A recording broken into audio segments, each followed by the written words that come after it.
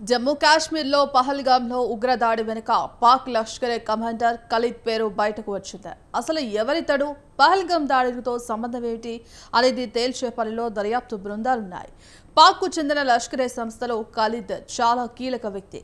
అతడి అసలు పేరు సైఫుల్లా కసూరి. లష్కర్ చీఫ్ హఫీజ్ సయద్కు అత్యంత సన్నిహితుడు.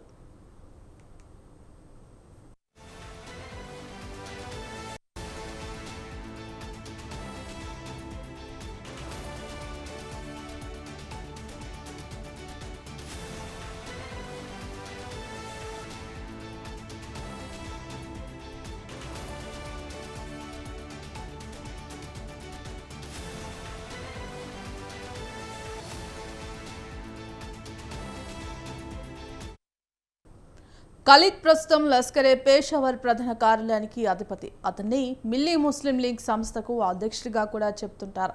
ఇది హఫీజ్ సయద్కు చెందిన జమాత్ ఉద్ దావాకు రాజకీయ విభాగం. ఈ జమాత్ విభాగం పంజాబ్ ప్రావిన్స్ సమన్వయ విభాగం కూడా ఇతడే చూస్తున్నాడు.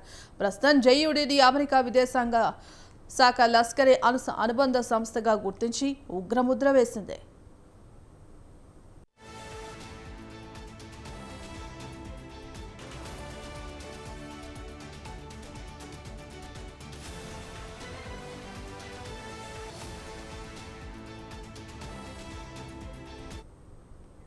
ఈ ఉగ్రదాడిలో ఉగ్రవాదుల బృందానికి నాయకత్వం వహించింది ఆసిఫ్ ఫౌజీగా భావిస్తున్నారు.